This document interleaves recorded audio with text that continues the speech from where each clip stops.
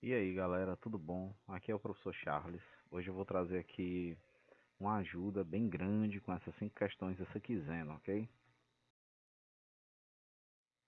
Bom, as questões um, 2 e 3 eu respondo para você assim, eu te ajudo bem rapidamente só com esse textinho que eu escrevi embaixo. Então vamos ler aqui as questões. Questão um: quais são as características de uma força de campo e de uma força de contato? Questão 2: cite 3 exemplos de força de contato que você pode identificar no seu dia a dia. E questão 3: cite 2 exemplos de uma força de campo. Então, eu respondendo a questão 1 para vocês, aqui como eu vou responder aqui embaixo, você já responde automaticamente a 2 e a 3, beleza? Então, o que é uma força de campo e o que é uma força de contato, certo? A força de campo, ela é uma força que você não precisa ter um contato físico para ela agir. Ela age somente sobre a existência de um campo. Por exemplo, a gravidade.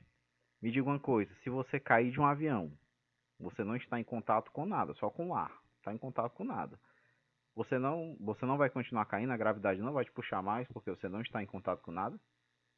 Não é verdade. Nós sabemos que você vai continuar caindo, porque mesmo que você não esteja em contato com o solo, com a terra, com nada, a gravidade continua te puxando. Se você estiver no espaço e você se descuidar, você começa a cair na terra também, né, e vira poeira, né?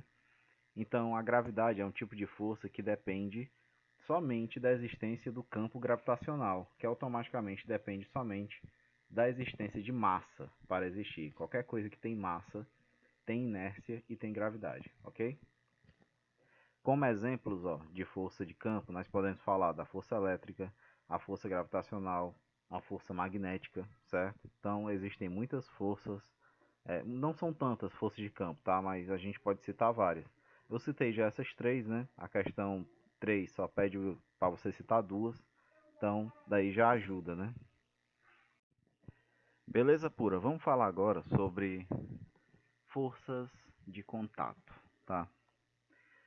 A força de contato, professor, força de contato, é isso que eu estou pensando? É exatamente isso aí que você está pensando, rapaz, é essa mesmo. Força de contato é praticamente todas as forças que você vê no dia a dia. Professor, estava com muita sede, aí eu fui lá na geladeira, aí não tinha água na geladeira. Aí eu pensei, puxa, a mãe vai me dar uma chinelada, né, se eu deixar a geladeira sem água. Vou encher aqui uma garrafa. Professor, quando eu fui encher a garrafa, o garrafão estava seco. Aí eu tive que trocar o garrafão. E o garrafão é tão pesado que eu botei muita força. Chegou onde a gente queria. Exatamente. Isso que você exerceu para levantar o garrafão foi uma força. Que tipo de força? Você levou só com a sua telecinese, com seus poderes telepáticos? Não, você teve que pegar no garrafão, né? Para levantar. Então isso é uma força de contato. Quando você anda, você empurra o chão para trás e a força de atrito estática entre o seu calçado e o chão empurra você para frente, certo? O seu corpo mantém uma posição de equilíbrio para que você não deslize, você não caia para trás nem caia para frente. Então também é uma força de contato, né? Essa força de atrito. Quando você empurra um sofá, quando você empurra qualquer objeto, quando você levanta qualquer objeto, tudo isso são forças de contato. Todo tipo de força que você precisa pegar, que é necessário um contato, é uma força de contato. Um carro bateu no outro, foi uma força de contato, certo? Vamos para o penúltimo slide. Bom, galerinha, essa questão é a questão que tinha cálculo, certo? De todas as questões, a única que precisa de cálculo é essa aqui, tá? A figura abaixo mostra 3 blocos de massa, 1, 2 e 3 kg, tá? O bloco A tem 1, o bloco 2 tem 2 kg e o bloco 3 tem 3 kg. Os blocos se movem em conjunto sob a ação de uma força F constante e horizontal de módulo 4,2 newtons. Vamos lá. O que a gente pode dizer é o seguinte: os 3 blocos é como se eles estivessem colados. E quando você empurra na frente, os 3 se movem, certo? Você empurra o A, o B e o C se movem. Então o que acontece? Essa força resultante de 4,2 está empurrando os 3 ao mesmo tempo, tá? Então, bem aqui, deixa eu ver se eu consigo botar um apontador aqui.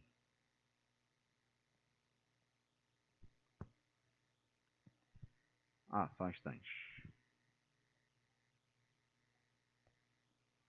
Pronto. Coloquei aqui a caneta. Cada vez que eu aperto o botão direito, pausa a gravação. Vocês podem ter achado estranho esse momento. Mas enfim, aqui eu coloquei. Para saber a força resultante em B, a gente tem que usar a segunda lei de Newton, né? Que é força resultante igual a massa vezes a aceleração. Fr é a força resultante. M é a massa total do conjunto, ou seja, a massa de A mais a massa de B mais a massa de C, certo? E A é a aceleração do conjunto todo também, que está todo mundo junto, né?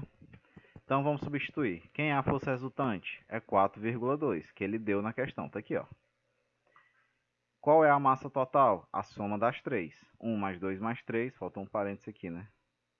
Dá quanto? Dá 6, né? Então, 4,2 igual a 6 vezes A. Significa que esse 6 que está multiplicando A, ele pode passar para o outro lado dividindo, não é isso? Então, o A vai ficar 4,2 sobre 6, que dá 0,7 metros por segundo ao quadrado. Não esqueça que a unidade da aceleração é metros por segundo ao quadrado, tá?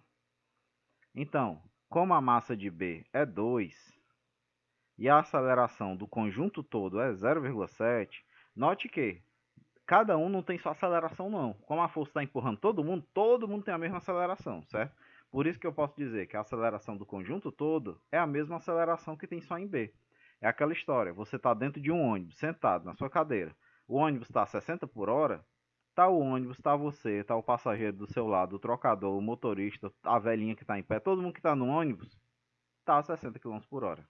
Porque o conjunto inteiro está a 60, então cada parte individual do conjunto também está a 60, ok? A menos que alguém esteja se movendo dentro do ônibus, né, andando para frente ou para trás. Enfim, o que isso quer dizer? A questão pede qual a força resultante sobre o bloco B.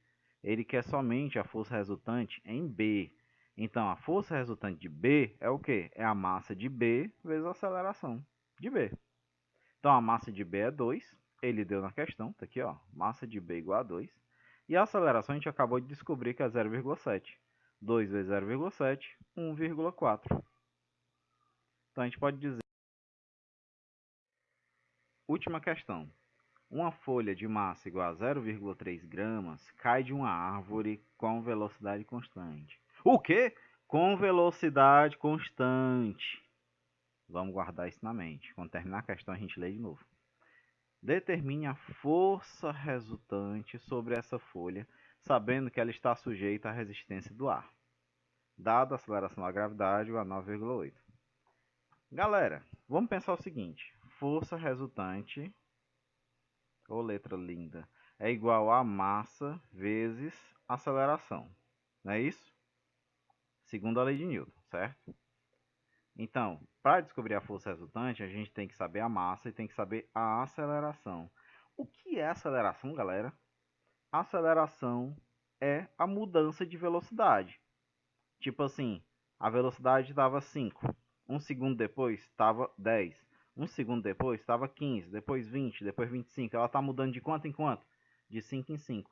Então a aceleração desse objeto é 5 metros por segundo ao quadrado. Porque a cada 1 segundo a velocidade muda em 5. A velocidade dessa folha está mudando? Olha aqui. Velocidade constante. Se a velocidade não muda, a aceleração é zero.